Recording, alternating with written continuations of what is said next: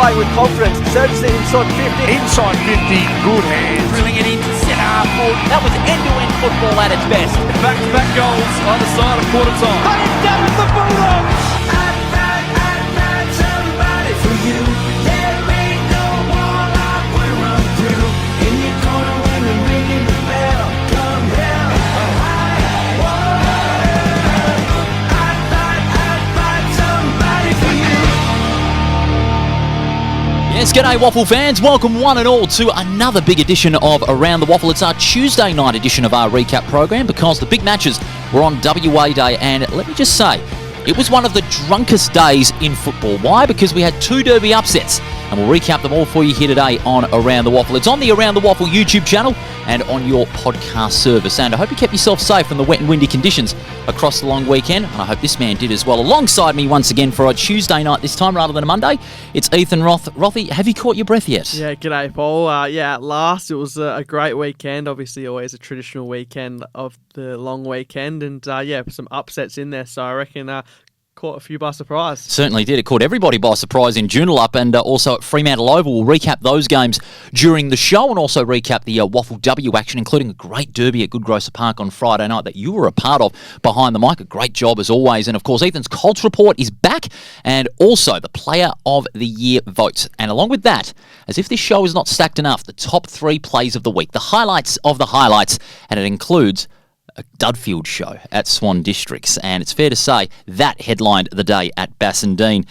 And what a big day it was for West Perth. Let's get right into business. West Perth, after 7 straight defeats to start season 2026, they finally got the monkey off the back with a 4-point win over East Perth in the WA Day Derby. And no sweeter way to break the duck than against your old rivals. And for this man, well, he's had a trying start to the season, but he has ridden the bumps all the way and has taken West Perth to their first win of the season. He's the coach of the Falcons. His name's Paul Sanzone, and he's good enough to join us here on Around the WAFL to kick off our recap show. G'day, Sanza. G'day, Paulie. G'day, Ethan. How are you guys? We're well. Great to have you on the show. It must be a big relief to finally get the monkey off your back and get your first win of the season in 2026. Tell us what the emotion was like in the coach's box on Monday. Yeah, it was pretty ecstatic after that siren went, and it was great to get that first one off the back, as you said, Paulie. Emotions were pretty high in the coach's box. So it's just more relief than anything, I think, mate. We've seen teams can beat anyone on their day. I mean, East Perth obviously knocked off Claremont, who are undefeated, and then you've obviously knocked off East Perth after, being winless yourself. So it just shows you that you play anywhere near your best and it can come off on any given day. Yeah, certainly. I made a statement earlier on in the year at season's launch that all teams that are playing this year all look to be pretty equal in terms of list management and whatnot. So, yeah, and it comes back to that, Ethan. If you're prepared to bring your best for long periods of the game in a full quarter effort, you put yourself in a good position to win. Was the plan from the outset in the week leading up to this game was all about pressure because the tackling was absolutely brilliant. You laid 32 more tackles than East Perth. Was the plan from the outset put as much pressure as you can on the East Perth ball carriers to restrict their movement through the corridor? Yeah, most certainly, Paul. As we've got a good coaching staff that go and do their scouting work during the week, and we scouted the way the East Perth wanted to use the football. And it's been paramount. It's been a message that, if you bring your pressure creates a lot of opportunities. So our defence on the weekend pretty much set up our offence. And I thought the boys were really, really outstanding in that to lay. I think it was 63 to 30 tackles for the game. Really set the tone for us to get on the front foot and help our offence off the back of our defence. Aiden Nelson stepped up late, and he's part of a number of young players really stepping up, and I guess that's part of the plan to develop these young guys, and must be pleasing to see them step up in big moments like that, especially those guys who might not be used to, I guess, the derby environments of past years. Yeah, Aiden's one of that bunch of young blokes that are making their way through league football. He's had a bit of a fluctuating season, coming back from injury and then playing a couple of good reserves games, and we just haven't been able to get him into the league side. But he's certainly taken his opportunities over the last couple of weeks, and we know what you're going to get from Aiden. An honest contest week in, week out. It's got great leg speed, so covers the ground really, really well, and he did a really good job, even late, to take a couple of intercept marks that when East Perth were on the tap. Now, you've got the bye this week, and it's come at a good time as well. You know, you'll get some time to soak in that first win even more. But afterwards, June 13th, the next big test against East Fremantle, who are also coming off a Monday win. This time, the clash is at the Good Grocer Park. How do you see East Fremantle this season, considering they've had a couple of big wins on the board already this season? Yeah, they've done well. They're well. It's everybody knows they're well coached through Bill Monaghan and Craig Smoker and those guys down there. That was a great win by them on the weekend to go to Fremantle Oval, where they haven't won for a very long time, and to get the W there is a massive credit to those guys. We're under no illusion. Momentum's a great thing in football, isn't it, Paul? So we get the win that we're after, and then all of a sudden we've got another bye. But we'll freshen right up this week. Give the guys their due. They've been working their utmost on the training track over the last few weeks, which has culminated in the footy that we played on the weekend yesterday. So we'll give them a bit of time off from Thursday probably through to a break, and then we'll come together next Monday and really get to work for the next block of games over the 4, 5, 6 weeks preceding. I think every West Perth fan would agree that they have worked their backsides off, and they fully deserved this win. And as the scene showed on Monday, it really meant a lot to the club. Paul Sanzone, we really appreciate your time here on Around the Waffle. All the best for the week off and for the next game on June 13th against East Fremantle. Thanks, Paul. Yeah, thanks, Paulie. Thanks, Ethan. Thanks for your time, guys. What a champion. Paul Sanzone joining us here on Around the Waffle. And what this win does for morale, and, Sanzone pointed it so well, was that it means a lot to the club. It does them the world of good, especially the young boys that have not experienced a derby before. Yeah, especially to win your first game in a derby as well. I mean, they wouldn't have wanted to save the streak for that long, but at the same time, what a way to get off the mark, especially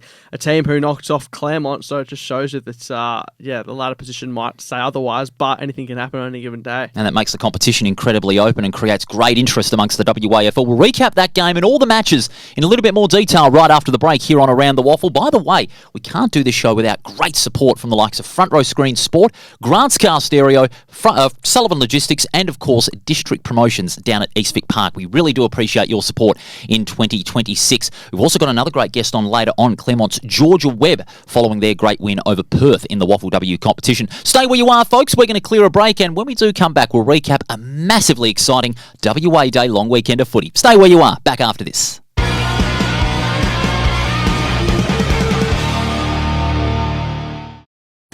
Take it from me, great things happen at the Waffle. Valentine Roads and goals. With free entry for kids, future stars on the ground, and a kick-to-kick at every break. The Waffle is where footy memories start and legends are made. Follow the Waffle on socials or get to a game.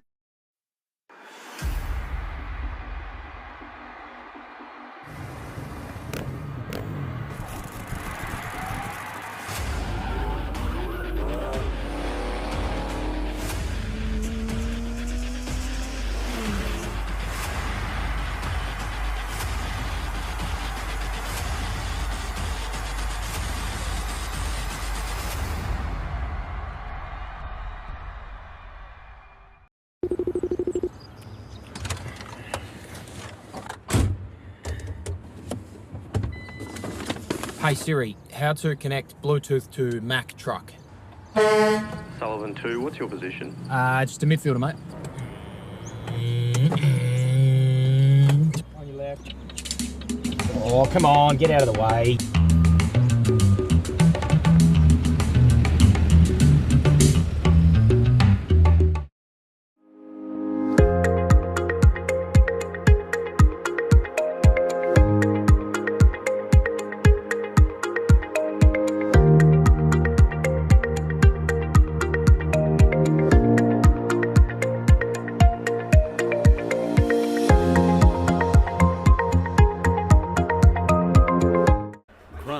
Stereo Morley. proudly supplying and fitting quality car stereos for over 15 years. Selling top-name brands like Alpine, Focal, Rockford Fosgate. From a simple upgrade to complete custom systems. Stop in and see Grant and the boys at 61 Russell Street, Morley. Or visit us online at carstereo.com.au.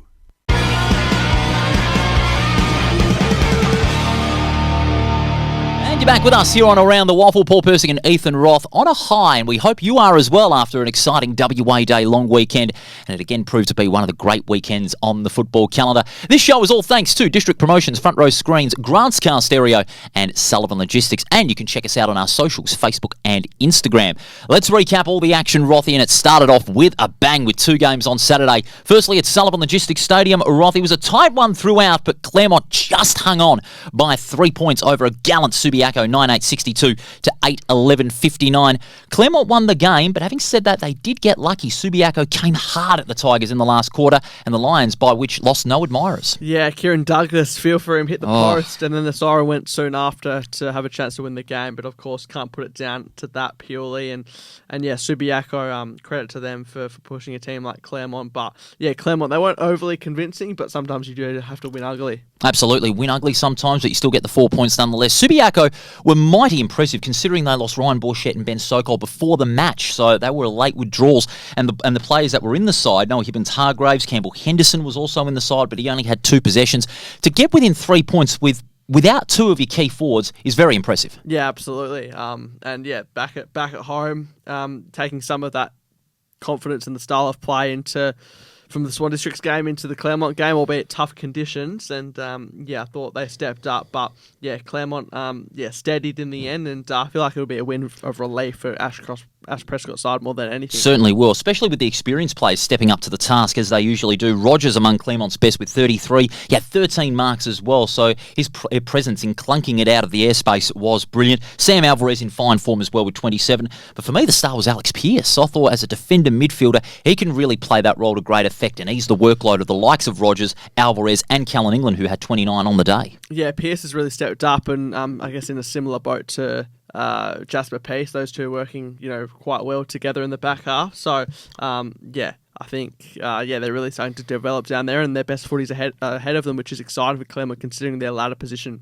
Absolutely, of course. They have got 2 losses one loss for the season, but they bounced back and how, didn't they, with a great win. Subiaco at their best, well, they had their key players contributing. Corbett again moved to the midfield, which was a great move by Jared Schofield. You highlighted this very well last week over their win against Swan Districts, and that move to the midfield not only generated more possession from him, but more contribution from the middle as they worked their way into attack. Yeah, well, I mean, Clark coming back in, you thought maybe, Corbett could shift back to his native position, but he's been rewarded with some good form and spending more time. He can still play across half back and has that rebounding ability, which he takes into the midfield as well. So those traits aren't completely taken away, but yeah, just working further up the ground, and the Lions are really benefiting off that. Gyro and Mayo were the reliable forward options, and without Sokol and Borchett, they really did miss that added firepower, didn't they?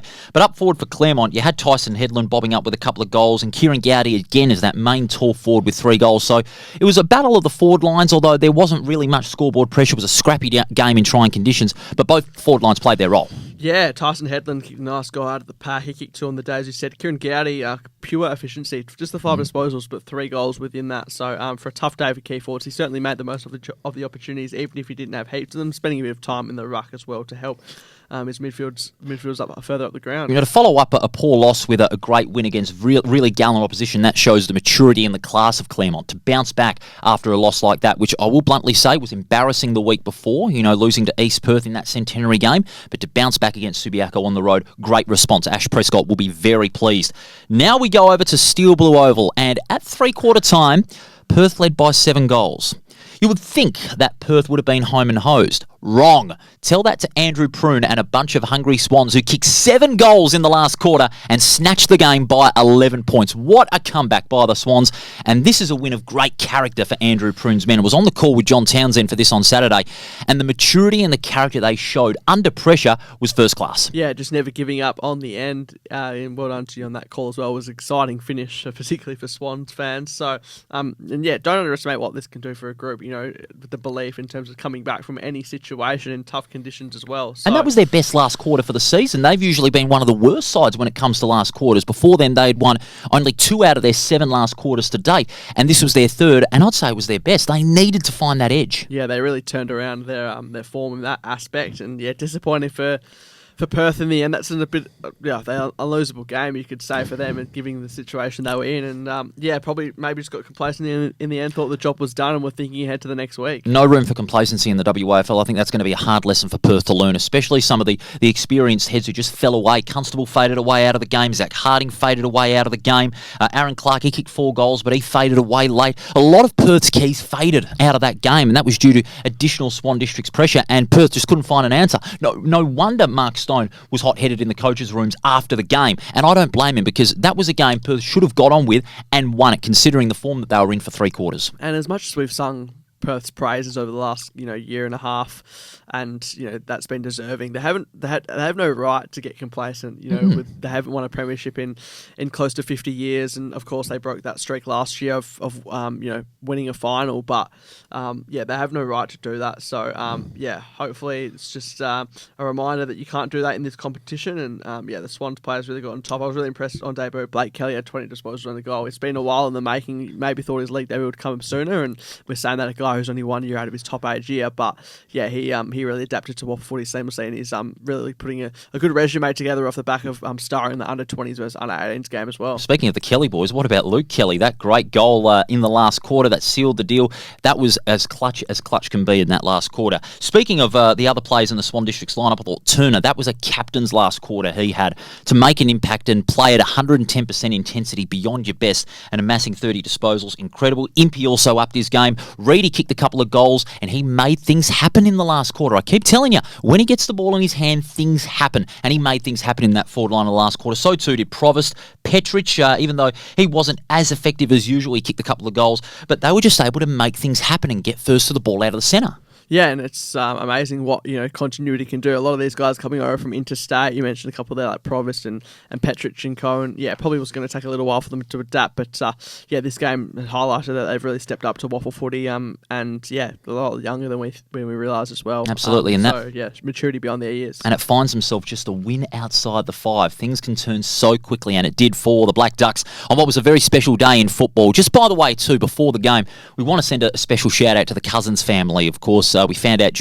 before the game that the father of Ben Cousins, Brian Cousins, who was a champion in WA and in Victoria, bravely revealed his diagnosis of MND. It was part of the Fight MND event that they had at Steel Blue Oval. Very emotional day, very significant day for the fight against MND and for the Swan Districts Football Club. And we do wish the Cousins family all the very best at this time. But I tell you, Brian would have been proud with what he saw out on the field. Absolutely, yeah. They really did it for him, the Swans boys. So of course, best wishes to the Cousins family and across the WA community. Yeah, fantastic stuff. While the Saturday rain escaped us, it didn't escape us on Sunday as we go to Mineral Resources Park for the quote-unquote alignment derby, if you will. And it was wet, it was windy, it was wild, but Peel Thunder brought the Thunder their way with a 22-point win over the West Coast Eagles, 8-7 to 4-9. Peel Thunder, very impressive in that second half, especially in the third quarter where I thought, again, Jack Sears, the captain, he really likes these big pressure moments, and he stepped up with 3 goals from 16 disposals. He, to me, was the player that set up Peel's victory in the second half. Yeah, the recent 100 gamer, he really led the way, and on a day where there was just so much AFL listed players out there, him and Lockie Tardrew obviously led the way of those non-listed players, but it was an interesting game. Obviously weather played a fair bit in it, and you were on the call for it. Took a while to get an opening goal even. It was a very low scoring game. Leon Kickett broke that duck, but Peel Thunder did what they needed to do, and the Eagles left a few chances out there. They sort of threatened at times, but it almost felt like Peel were one step ahead. Had some players out there who were returning, like Sean Darcy, which is a pleasing sign, while the likes of Brandon Starcevich got another game under his belt. The 2 returnees, I think, were very important for their sides as far as their hopes were concerned. Darcy, 36 hitouts, took some very good marks in the back line as well. He shifted down to the defensive 50 for a little bit. Starcevich, obviously, his second game, played a few more minutes in that game on Sunday, and he's likely to suit up for the game against Port Adelaide in the AFL on Saturday night, and that'll be a great opportunity for for Starcevic to prove himself after several concussions and some knee problems as well. Speaking of the Eagles, while they lost by 22 points, their intensity around the contest can't be faulted. I thought they applied themselves all throughout the contest. They never stopped putting in that effort, especially through their 2 new mid-season draft picks who we saw for the first time, Herbert and also Oliver Franco, the son of Josh Franco, who of course won the McGarry Medal in South Australia in 1996. And Oliver Franco showed that he's not afraid to get physical in the contest, which I like. Yeah, big tackle that he laid, and some nice things done around the ground. I thought Marcus Herbert, especially his first half, was a class above, and 2 of the 3 leading possession winners for the Eagles weren't on the list a week ago. So tells you that they're probably ready. In the coming weeks, maybe for AFL. I think they'll probably spend at least a little while to come in the WAFL though, which is not a bad thing. And Marcus Herbert did some really good things in the middle. It looks really clean and composed and in pretty horrid conditions. We'll talk about the latter just briefly in a moment, but that win lifts Peel Thunder up into second place. They've started to really show that their form in 2024 is not going to be a one-off. Okay, injuries curtailed their hopes last year, but they're looking like a very fit side, and especially with Fremantle going so well, Peel are not having any problems with injuries as a result. So it's looking very fresh and very nice for Peel Thunder. Yeah, they've sort of flown under the radar, haven't they? We haven't had a whole heap to talk about, but I think they won't mind that. They sort of pride themselves on that, and Adam Reid's just got them going nicely at the moment. Yeah, certainly, and not just through the Dockers listed plays, but the locals. You talked about Sears, Tardrew, Adam Swede, who had 10 tackles as well, and another impressive showing. Great performance it was by Peel Thunder on the Sunday to get the job done over the West Coast Eagles. And then we go to Monday, one of the most wild days in WA football, because we had 2 upsets, starting off with the People's Derby down at Fremantle Oval, and for the first time, Rothy, in a decade, the Sharks triumph over the Bulldogs on WA Day, and like Peel Thunder, East Fremantle set up their win with a big third term. They did. They come out all guns blazing in the third quarter, and good to see a crowd of over 5,000 there on WA Day. All things considered with the weather that was forecast. The weather, yeah, absolutely. So, good to see lead singing from Eskimo Joe as well. Oh, that was good. Bit of pre-game entertainment to set the tone. But yeah, as far as the game concerned, we're sort of up in the air for the first half or so, and then East Fremantle just really got going in the end and just played with so much fight and passion and hunger, and they really just looked so hungry. It meant a lot to the East Fremantle fans, didn't it? Because they'd been waiting for so long to finally taste the victory on the marquee day. It took them 10 years, and while they had won against South Fremantle for a couple of years beforehand, it wasn't on the marquee derby. So to finally get that chip off your back, I reckon this win could set them up for a run mid-season, because they finally got that hurdle, and with a young side that has lost a lot of experience but has gained some great interstate recruits in Robinson, who was okay, and Oscar Smart, wasn't he magnificent in the second half, especially in that third quarter. I reckon East Fremantle's morale is going to be boosted to the point where they could rack up some more wins in the middle of the season and push for a top 5 finish. Yeah, and you mentioned 2016, the last time they did win a WA Day derby, but I think having players like Oscar Smart who haven't experienced that prior derby ledger, which hasn't gone in their favour, allowed them to play with more freedom. I saw Bill Monahan did an interview before the game that was sort of mentioned about sort of putting the past behind them and almost starting fresh with those new players, especially in their first year at the club. So yeah, I think that was a key aspect as well. Oscar Smart's a barometer. We spoke about him last week, but yeah, it's hard to go past what Jack Cleaver was able to do. 37 disposals, 2 goals. It was really best on ground by a mile, not only when they started to get on top, but also when the game was more up for grabs in the first half. On the other side, South Fremantle, 2 losses in a row. We can't be too critical of them because they haven't lost 2 in a row in a long time.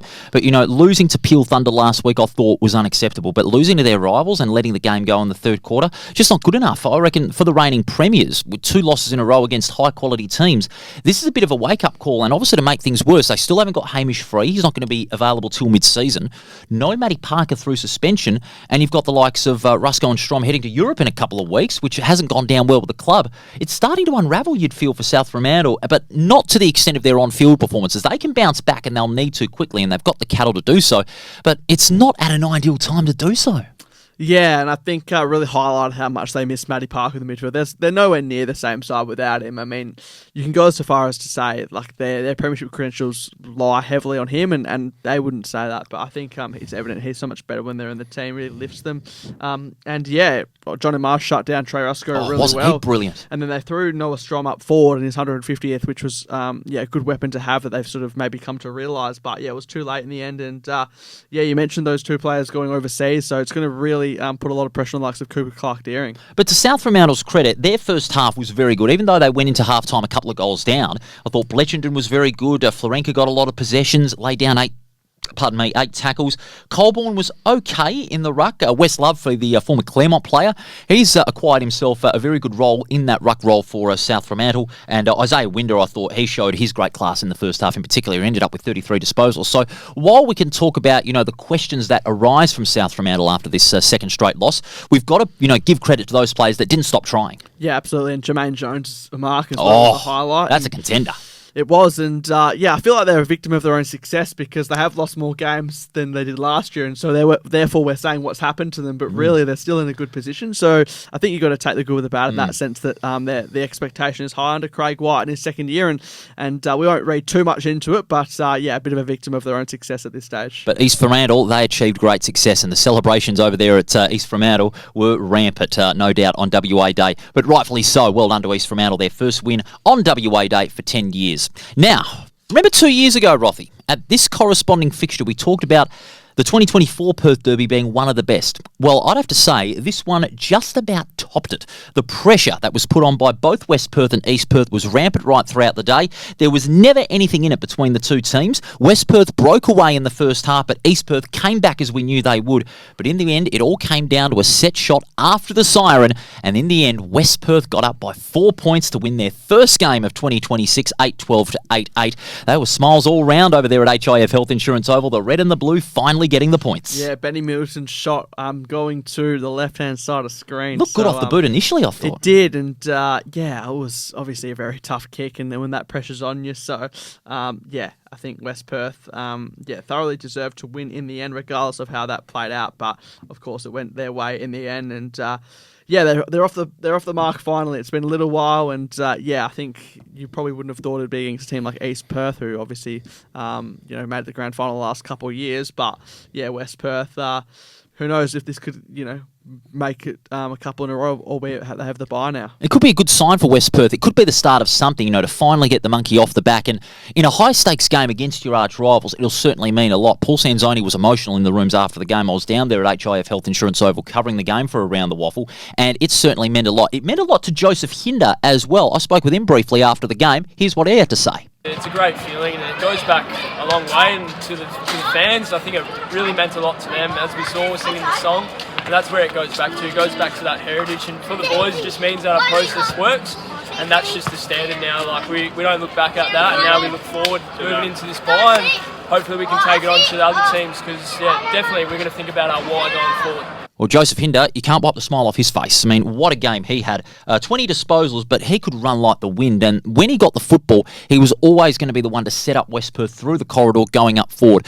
Okay, not all of his kicks were effective, but when he made the setup, he was going to be a key contributor for West Perth, and he was, along with the likes of Nelson, Mulvog, who had one of his better games, and up for the likes of Knott and Keitel were again the main options, but they were able to get more delivery out of their midfield. It's really the first time I thought West Perth's midfield all of a sudden clicked for 4 quarters. Yeah, absolutely. And Joseph Hinder, you mentioned there, he's obviously played state footy, so he's really coming into his own, and he's really stepped up for West Perth in recent times. Connor West had high numbers. Shane Nelson was back to some of his best footy, and the likes of Bevan and company did what they did. And I think obviously Kane Bevan not going in the mid-season draft, strength helped West Perth, ironically, because he's still there and he's such a key part of their team, as all players are, who unfortunately didn't get picked up a week ago. He certainly had something to prove, didn't he, Kane Bevan? And I reckon he played like he did, and the numbers really show. 23 touches, 7 marks, and a tackle to boot. And the tackling, as we said with Paul Sanzone, really counted. 31 more tackles in that tackle count, 61 to 30. And that was the plan from the outset, put as much pressure as they could on the ball carrier. And that resulted in very much limited impact by their lofty standards. We're talking about the likes of Hamish Brayshaw, Liam Tedesco, who only had 10, can play in that midfielder forward role. Stanley Wright had 25 and kicked a brilliant goal from 65 metres out. Stevens was limited on his impact. Schofield kicked 2 goals, and Scotty Jones, to his credit, had 45. But I reckon Cohen Livingston might have had his best game, and also the way that West Perth's players were able to shut down Jones, except in that third quarter when they came back, because he was taking marks left, right and centre. He was, and then, Sprigg and Livingston really combined well. So, it was, West Perth won the game in the end, but obviously Jones can still hold his head up high, considering he had 45 hit-outs, and, was really making a mark with 8 grabs in the end. So, I thought for East Perth, Mitch Schofield was their most potent option up forward. Kicked a couple goals, stepped up in the last sort of quarter, but he couldn't quite convert his chances to the full extent. But another game under his belt after starting the year in the reserves. I've said it before. I don't know where East Perth are at. Yeah. It's very hard. They're very like South Fremantle, aren't they? They haven't got out of second gear. I feel like the gap between their best and worst is a bit too big at the moment. I mean, they beat Claremont and they lose to West Perth. With all due respect, I mean, you'd expect it the other way around. Yeah, he certainly would have, and many did expect that. Obviously, East Perth are a far classy side on paper when you're looking at the two teams before this game took place, and you thought East Perth were going to win it quite easily with the way they were able to play their football, especially out of the midfield, and the big ground at HIF Health Insurance Oval would have suited their setup. But West Perth just caged them in. They had a plan to put as much pressure as they did on the ball carrier, and it worked in the end. So, ask more questions. Similar to South Fremantle against East Fremantle, it asked more questions of the losing side rather than, having a lot more answers. So, for East Perth, going to be a tough one, especially when they've got South Fremantle on Sunday. Well, yeah, you mentioned the teams there. It's one of them's going to have to get out of second gear, that's for sure. Yeah, they'll certainly need to. Sunday, we'll preview that game on Friday morning here on Around the Waffle, and you'll find out who's joining me in the chair before too long. Now, with the WA Day round completed, as crazy as it was, it has been run and won. Where does that leave the ladder after round 8? Claremont on top, but now 2 wins clear of Peel Thunder, who's up to second, and South Fremantle in third. East Perth and Perth make up the 5, but they join Subiaco and East Fremantle on 16 points. And Swan Districts all of a sudden are a win out of the 5. They are ahead of West Coast on percentage, and West Perth at last off the mark. Now it's time for the votes, Rothy. The Player of the Year votes, and round 8 is certainly the toughest. It was very tough to poll votes this week with all the close action we had. 1 vote from Claremont, Alex Pearce. I thought his role really was brilliant. It eased the workload on Bailey Rogers. It took the pressure off him, and his 12 marks really were impressive in that defender midfielder slot, and he was the real difference in the end when Subiaco came at Claremont in the last quarter in particular. 2 votes. Jack Sears from Peel Thunder, captain's third quarter that set up the victory. He was able to help Peel pull the game right out of reach of the West Coast Eagles, and his 3 goals were absolutely brilliant and takes his opportunities head on. 3 votes. Jesse Turner of Swan Districts, like Sears, played a captain's game, and he rose to the challenge in that last quarter. He lifted his intensity, gave it 110%, and his 30 disposals really showed why he's one of the best impact midfielders in the competition. 4 votes, and the first time a West Perth player is polled, Connor West. He was magnificent. The flying mullet, he was everywhere in the middle, got plenty of possessions, and he used them very well. And, he's matured into a fine footballer. Of course, he had a stint in the PFL, now back at West Perth, and he's playing like he's never left. But the top gun of round 8 from East Fremantle, Jack Cleaver. He has been in a rich vein of form in the last month. His 37 disposals, couple of goals, that laid the foundation for East Fremantle's victory in the second half. So that's the votes for round 8, Rothy, with Jack Cleaver getting the top gun, and he's been in fine form. Yeah, hard to argue with that, and further pushing his credentials for end of year, where he'll be looking to hopefully go as a mature age recruit. But for now, he's all the Sharks, and certainly up at the pointy end due to a big reason for him contributing. Absolutely. Let's go to the leaderboard as it stands after round 8, and we have a new leader. Jack Cleaver's 5 votes has catapulted him to the top. 11 votes, 1 vote ahead of Bailey Rogers. Lockie Tardrew is in third. Angus Scott is in fourth. Charlie Dean, Hamish Brayshaw, Jarvis Pena and Mitch Schofield are each on 5 votes, and on 4, Stephen Gyro and Connor West. So, Rothy, first time in a few weeks, the lead has changed. Yeah, it has. So Jack Cleaver has his eye on the lead, or he's already in the lead, and he's eyeing off keeping that. But he'll be happy with that as long as East Row keep winning games. Yeah, and that might, like I said, that might set him up for a big run mid-season and possibly an opportunity at the end of season draft. He is a tremendous young player. We'll take a break, and when we do come back, Ethan's Colts report, and we'll also have a chat with Claremont's WAFL W star Georgia Webb, who played a magnificent game in their win over Perth on Sunday. It's our special WA Day round recap edition of Around the Waffle. We can't do it without Grant's Car Stereo, Sullivan Logistics, District Promotions and Front Row Screens. Back with more right after this.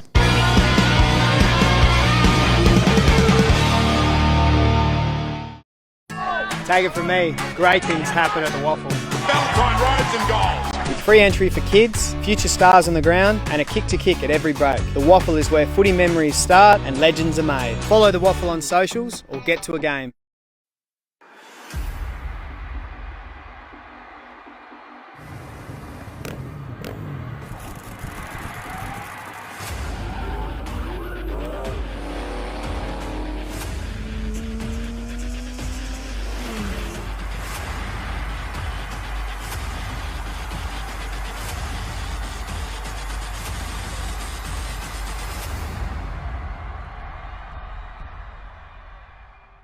Hey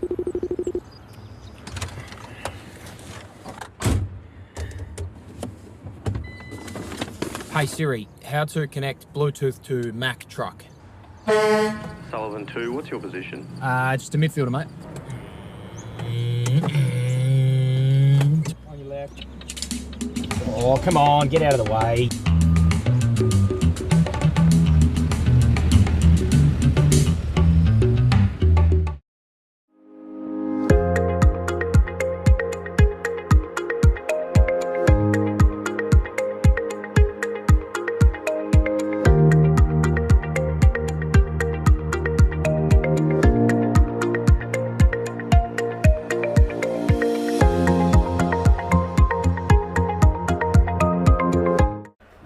Car Stereo Morley, proudly supplying and fitting quality car stereos for over 15 years, selling top name brands like Alpine, Focal, Rockford Fosgate, from a simple upgrade to complete custom systems. Stop in and see Grant and the boys at 61 Russell Street, Morley, or visit us online at carstereo.com.au.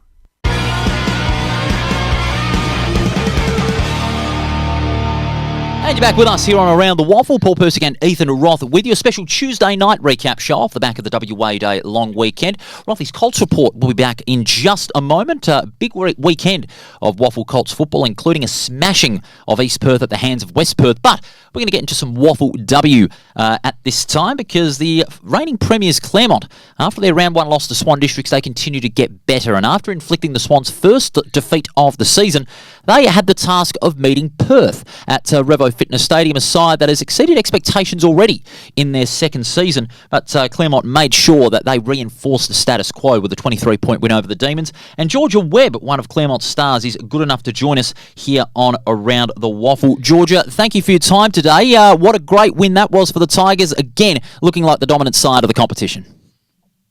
Yeah, no, thanks for having me. Yeah, I guess we just kind of wanted to make a stamp on our position in the competition at the moment, and yeah, the weather held up for us, which was wonderful. But yeah, no, it was a good game. And ever since the state game bye, you've really, I guess dominated on all fronts, of course, beating Swan Districts in that rematch of the round one game and then on the weekend. So, yeah, I guess prior to that, obviously the loss against East Fremantle must have been, I guess, a disappointing one, but maybe a bit more added motivation for you to do what you've done in the last couple. Yeah, definitely. I think after the state bye, we had a bit of a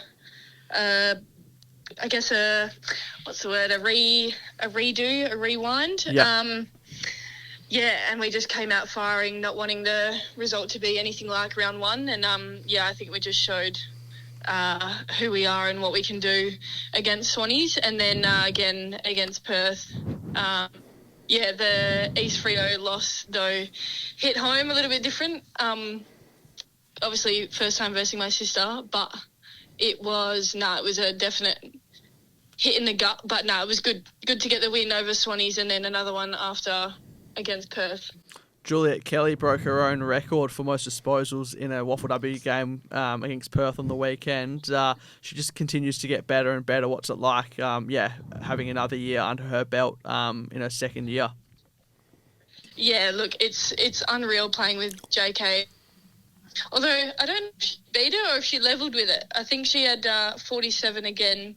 And we were all counting last time she beat the record. Yeah, we had a few people come up to us at the end of the game this time round and said, I think Juliet's beaten her record again, but no, I think she was just one short, so she got level. But no, it's absolutely unreal to play with her and just watch it firsthand how elite of a player she is, and like all of her clean skills, and just, yeah, wouldn't want her on any other team. And the fact she's now on the top two for disposals and both has got her name on it simply is a testament to what she brings as a player.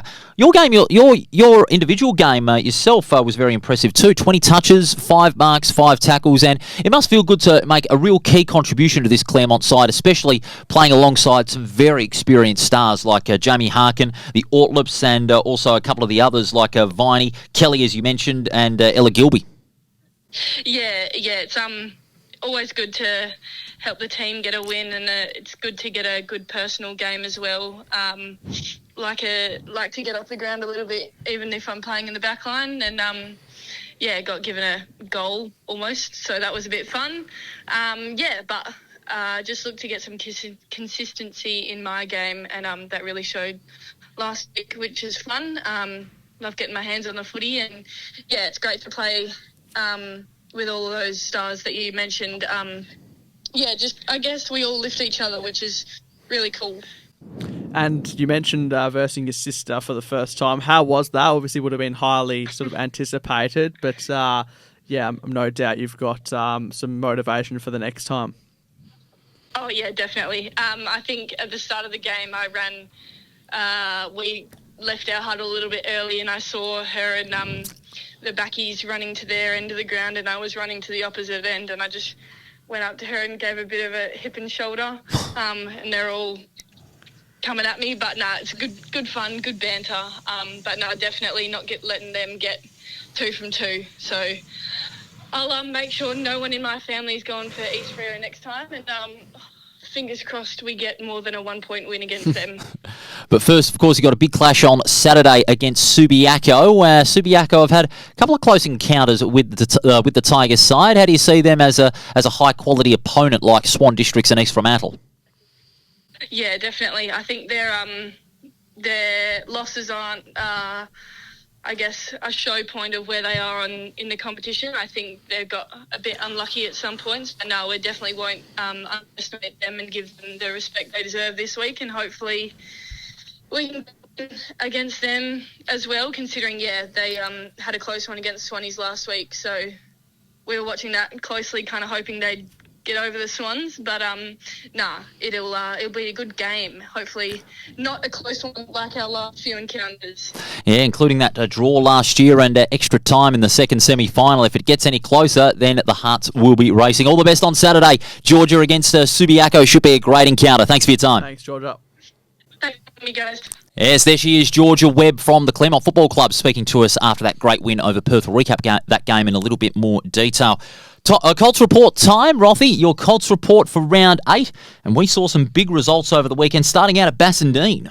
We sure did. Cooper Dudfield had a day to remember, 7 goals, and they really put Perth to the sword in this one. So, they had stars left, right and centre, but it was hard to go past Cooper Dudfield, who is really their premier goal kicker in season 2026. They started out so poorly, Swan Districts. All of a sudden, they're on a run.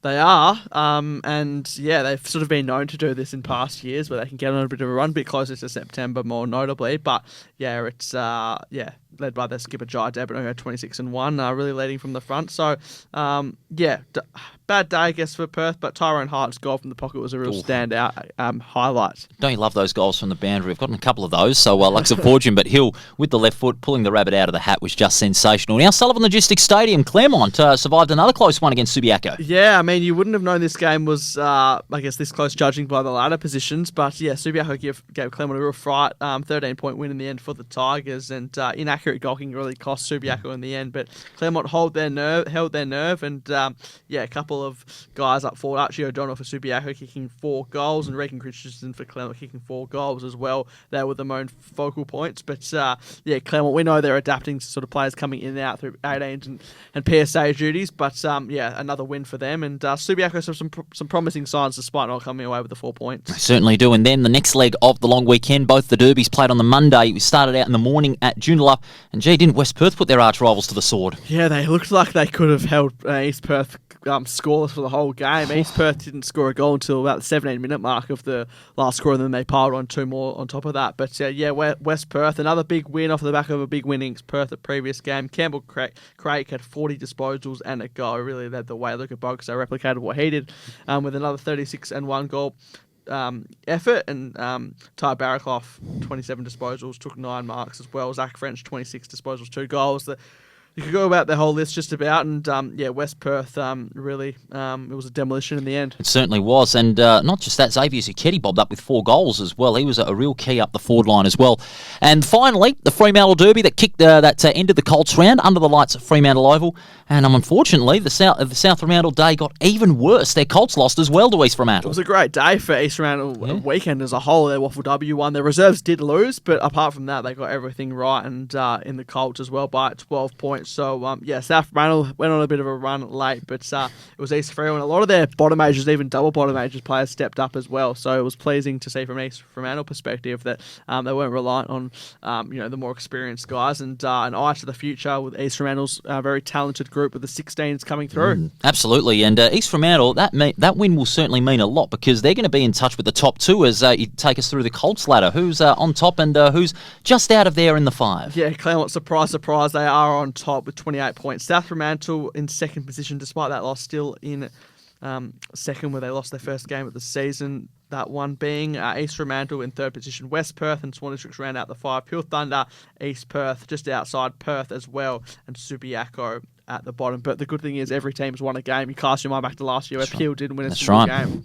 And they're still in touch for the 5, aren't they? Because they've got Swan Districts on Friday night, and that's one of 3 games all played on different days. It is. So, great to see some good time slots being changed up. Friday night footy, Saturday night footy for the Colts outside of the normal sort of AM fixtures. Absolutely. Perth and Subiaco are the only Saturday morning fixture of the day, and then East Perth and South Fremantle on Sunday for the Colts as well. So all 3 games carrying plenty. Yeah, this is the time of year where there's buys and whatnot as well. Of course, the State 18s National Championships kick off in just under a fortnight's time as well. So plenty of moving pieces in terms of under 18s footy. But yeah, the Colts continue on with 3 big games in around 10. We're looking forward to it. It's going to be a big weekend of Colts footy. And of course, you keep us right up to date as well with the Bray and Ethan content. Wonderful stuff as always. Let's go on to the WAFL W action, round 9 of the ATCO WAFL W season. We start out on the Friday night. We'll go to the Derby that you're at Good Grocer Park. What a cracker this one was. It was low scoring but very exciting football, and the Sharks got up by a single point over a gallant South Fremantle who were without Ash Gomes, who got suspended, but gee, they put in a great fight, did the desperate Bulldogs against the Sharks. Yeah, it feels like a while ago now, Friday night. But South Fremantle again probably just left the run a bit too late. But credit to them for fighting back. And East Fremantle was their game to lose in the end, and they did come away with the point. And I guess South Fremantle dominated the stat sheet in terms of disposals to the likes of Entwistle, Evans, Mulder. They're the only players on the ground who had 20, all coming for South Fremantle. But yeah, it was more of a collective effort from East Fremantle in the end. And they've had some close derbies. Obviously, of course, the round 1 49-point loss, not in that category, but East Fremantle bounced back and they looked anything but that round one team that lost. So they really learned a lot since then. Yeah, we said last week that they've gone a bit under the radar. They've been the quiet achievers under David Eames in his first year as coach, and they're just continuing to take little steps, aren't they, to really prove that they are still a key side that are going to be a big threat in the 4. And they showed that once again. The likes of Sienna Jerseyerski-Brown, who got a goal, a couple of goals for Eve Seaber-Wilson, but even though no player had more than 20 disposals or 20 or more disposals, I thought Meg McCauley and Miller Spalding's efforts in midfield were serviceable. Yeah, they found some players as well, whether it be from different clubs or their own Rogers Cup players coming through. So they're really playing united and as one team at the moment. That'll be really pleasing. And for South Fremantle, they'll take some positives out of it. As I said, I thought Natasha Entwistle was really good. She copped a nicely hit at the start of the third quarter, but managed to come on the ground. Her and Tara Stripley as well. Maddie Evans, was really good across the back line. So, couple of players coming across from the Sharks that have really benefited their team this year, and probably Entwistle probably better than what I thought, to be honest. Like, she's really gone to another level this year, highlighted by a state outing. Absolutely, and I'll add another name to that who's flown under the radar but has played her role brilliantly was Brooke Repacholi. Clutch marking in the last quarter, especially down the back half. I spoke with her in the East Fremantle rooms after the match about her role as that key marking defender that saved East Fremantle's bacon. Here it is. When we're kicking it in, I'll just ask for it. And then I just want to put my body on the line. Obviously, we don't want it to go back there into their forward 50, so I just want to give it my all, go up strong, hold the mark, and then push back and see who's my options. And then obviously it went back. So I wanted to try again, go for the second mark. Well, Brooke Repacholi, speaking in great detail about her role as that intercept marking defender and shutting out South Fremantle's forward territory entry, and she did that with great class and maturity. Sure did, and spent a lot more time up forward, so adding more strings to her bow outside of just her ruck work, so that'll be pleasing for East Fremantle, and they're on their way, aren't they, East Fremantle? They've certainly looked to make a few people look like idiots with pre-season predictions. Including yours truly and us as well. But don't worry, we're more than happy to be proven wrong. So East Fremantle getting the job done by a single point in a thriller over South Fremantle, and if that wasn't enough, We had another thriller at Sullivan Logistics Stadium. Just like last year's preliminary final, it went right down to the wire. And like last year's preliminary final, the Swans were triumphant in a close one, 4-9-33 to 4-5-29. This game, again, although it was low scoring, it had almost everything, didn't it? Subiaco and Swan Districts, 4-9 to 4-5. And it was, again, Lauren Quaife, Jamie Henry, and, to a great extent as well, you look at their back line, and they played their roles brilliantly, especially Addie Griffith. Absolutely. And, Swan Districts, another win for them, and but Subiaco didn't die wondering. It was a very close game in the end, very low scoring. So, I guess not too familiar with Subiaco in terms of losing these close ones, considering they won a lot more last year. But Crystal Petrescu and Paige Shepherd. Couldn't have done much more. Shepherd, 35 disposals, 12 tackles. Petrescu, 35 disposals, 6 tackles, and 5 marks as well, really getting back to the form that she won a Darko medal with. It's quite flattening. They'd had 27 more tackles and they lost the game, so they had more of the physical pressure than Swan Districts, but Swans just had a little bit more of that run on from defence into attack, didn't they? Especially through their free-flowing midfield. Davis played her role greatly as well. Summer Yaron. She was inaccurate in front of goal, but she created great opportunities inside 50. And Lauren Quaife in the ruck, 27 hit-outs, just a star in the middle. And she had a great battle on Friday night with Carrie Plummer, who had 20. Yeah, it was a nice battle. Obviously, Quaife really the premier ruck of the competition, but Plummer has experience as well. And, it was interesting. You look at Petrescu and Shepherd, they had 16 more disposals than the next best Swans player, but Swans won the game in the end with Henry having 19, Baker having 18. But although we've sung the praise a lot of Jamie Henry and deservingly so, I think it'll please Jason Byrne that he's not having to rely on Jamie Henry getting 35 plus to win the game, because not saying that they needed it at the start of the year, but obviously she was a big driver of that, and she's still in good form as well. So it's not like she's dropped, it's just the team probably is coming on board collectively. Yeah, it's more of an even spread, isn't it, through the midfield, and it's working wonders for Swan Districts. If you get more contributors in the middle, then you're certainly going to win your game, and that's what Swan Districts did. We go to Saturday night at HIF Health Insurance Oval, the WAFL W Perth Derby, and despite East Perth not getting a blemish on the scoreboard, they kicked 4 goals straight, but West Perth just had 4 goals more. They won by 30 points over the Roars, 8-6 to 4 straight. And that was part of a perfect weekend for West Perth, because along with their women's team, Rogers Cup, and their men's teams, it was 5 out of 5 for the weekend. And the women's side played a big part, no doubt about that, especially through Ellie McAvoy with 27 touches. Yeah, she's really becoming one of the most important players in that midfield. And again, it was really pleasing to see, I guess, West Perth. We highlighted in previous weeks that they might struggle without their state 18s players, because they've been a big driving factor similar to Subiaco last year. But on this occasion, that wasn't anywhere to be seen, and they really stepped up across the board.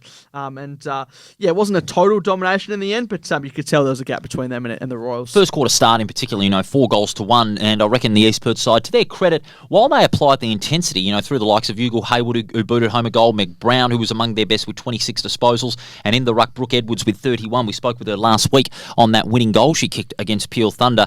East Perth, although they applied the intensity, they just weren't able to, match it against West Perth, especially after quarter time, in which they conceded another 4 goals, did East Perth, but, they just couldn't find that little extra, especially around that scoreboard pressure. Yeah, it was tough, and they're obviously doing their best at the moment, and they are competing, which is good to see. So they'll still take some positives from that, and a positive will be that they converted their chances when they came in, obviously not kicking a behind on the scoreboard. So they can do it. It's just it seems like West Perth have a bit more class and a bit more experience at the moment. And the maturity of that side is starting to get better as well. Steve Chapman's doing a wonderful job as West Perth coach in galvanising this side into a winning combination. And okay, it was against an East Perth side who were young and learning, but to still get the W and get the 4 points, they just did what they had to do. Yeah, it's as simple as that. So, they won't be celebrating too much on this. I thought Sabrina McKinnon with 3 goals is really coming to her own off the back of a long stint out of the competition. Kat Bennett as well kicked a couple on the day. So, a bit to work with there, and no Zoe Huggett's insight in terms of, that side of things as well. So another confidence that they can step forward. She only had the 3 disposals, but as long as others are stepping up, they won't mind who kicks the goals. Some good depth that West Perth have got in their forward line. With if Zoe Huggett fails to fire, they've got some great options. Kat Bennett in particular booting home 2 goals. Now we go to Revo Fitness Stadium on the Sunday, and it was no real surprise in the end when you're looking at the form of Claremont and Perth. The Tigers winning another big game, 6-4-40 to 2-5-17, the margin 23 points.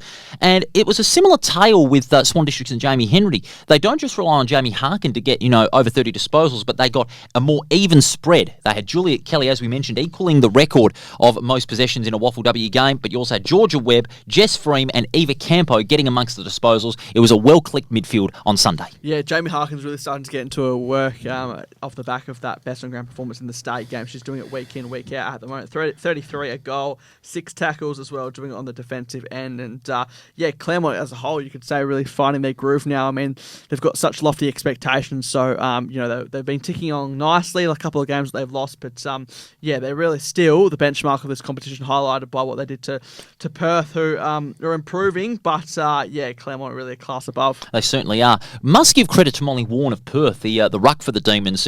She absolutely put Matilda Husband right out of business in that game. 38 touches and 12 disposals. She's getting better as a key ruck. I've been singing her praises week in, week out, but I think every WAFL W pundit would agree that Molly Warren has been one of the more improved finds of the competition. Yeah, and she's not got a whole heap of support around her in terms of having to sort of play 95% of the time in the ruck, which she won't mind because it's allowing her the opportunity to develop in that role. But I thought Husband did okay, and then it was good to see Aqua Samuels out there as well, who had 7 hit-outs, playing a bit more of a forward role on debut. I think Isabella Shannon again probably didn't have a lot of support around it. Amy Trindade did well with a goal and 20 disposals. Holly Bruton maybe slightly down, but can't be too critical. And overall, I thought Claremont just sends a reminder that these other teams that are on the improve, can do what they want, but Claremont's still in an ominous position. They're still the benchmark in the WAFL W competition, are they? And they just continue to show why they prove that week in, week out. And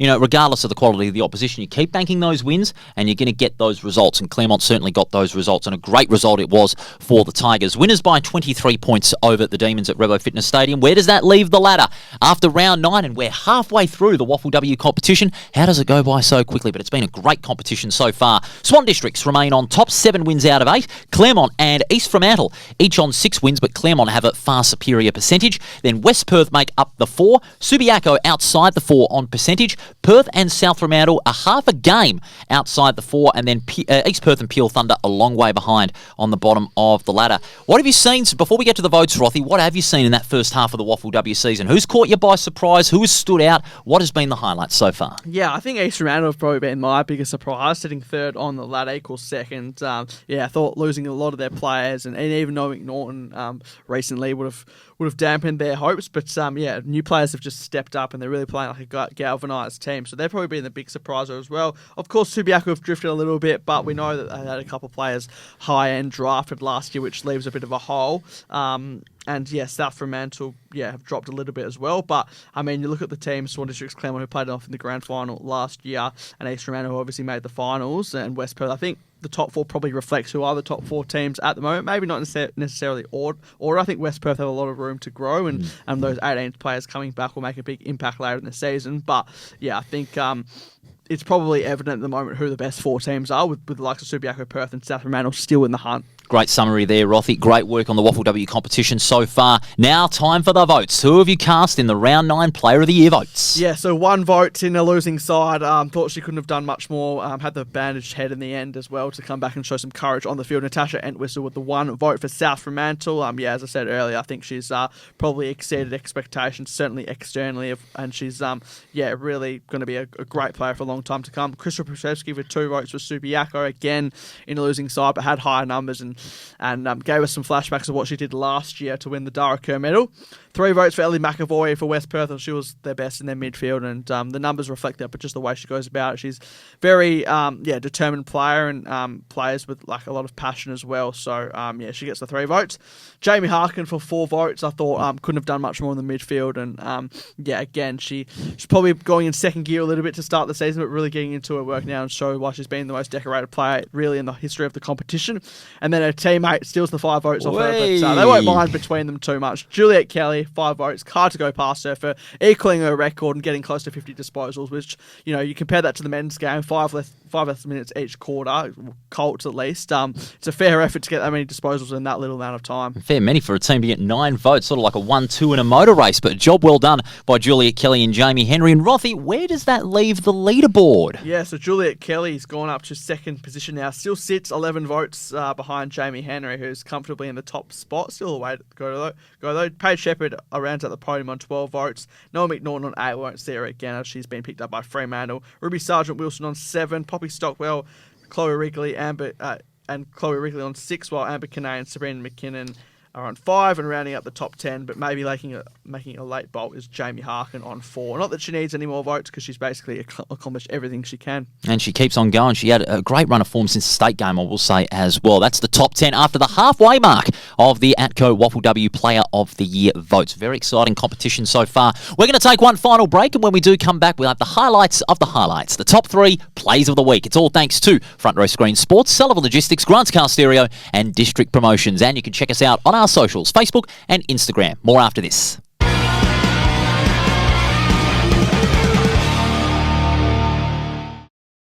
Take it from me, great things happen at the WAFL. FALCONS rides and goals. With free entry for kids, future stars on the ground, and a kick to kick at every break. The WAFL is where footy memories start and legends are made. Follow the WAFL on socials or get to a game.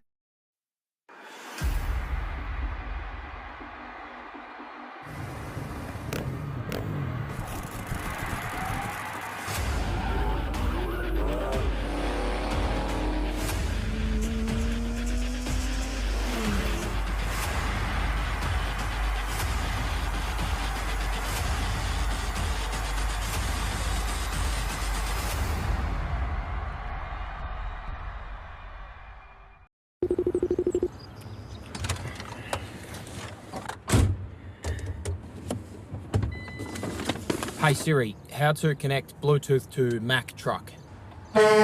Sullivan 2, what's your position? Just a midfielder, mate. On your left. Oh, come on, get out of the way.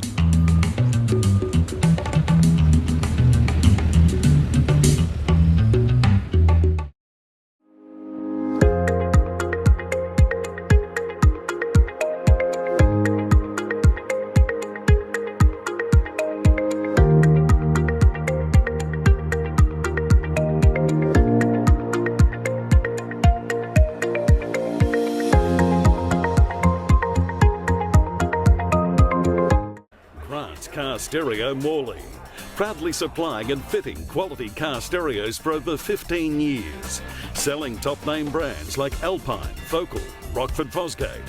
From a simple upgrade to complete custom systems, stop in and see Grant and the boys at 61 Russell Street, Morley, or visit us online at carstereo.com.au.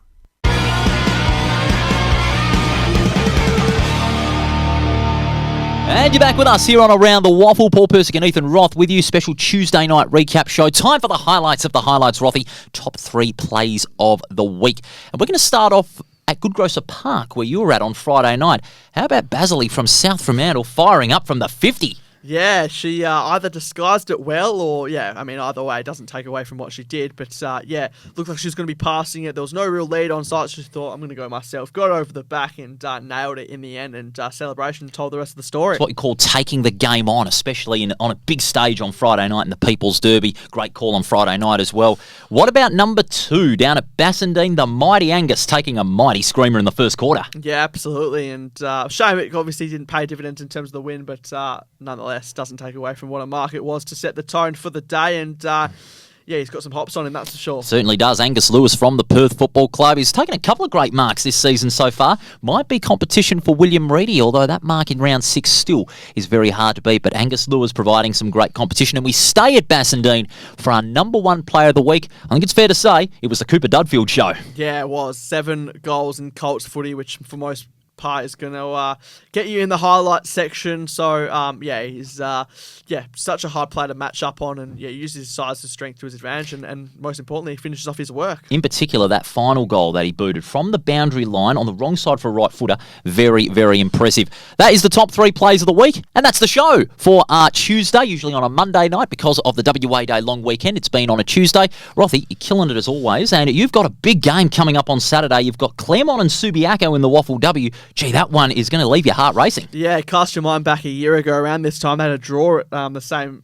it was at Sullivan Logistics same. This one's at Claremont, but nonetheless, they've had some great battles in the past. Of course, that game that went extra time in the final series as well. Subiaco looking to turn that around. So, looking forward to seeing some of those players who were highlighted, likes of Harkin and Kelly back up their work, hopefully. So, looking forward to it, and love your work as always. Thanks, mate. Great job as always. We'll see you next week for another great recap show. And fans and listeners, we look forward to your company company on Thursday to preview all the great action for round 9 and 10 of the respective WAFL and WAFL W competitions. Don't forget to check out our socials, Facebook and Instagram, for all your great Around the WAFL content. We'll see you very soon, everybody, for more Around the WAFL on Thursday when we preview our big round of football, round 9 of the WAFL and round 10 of the WAFL W. We'll see you soon, everybody.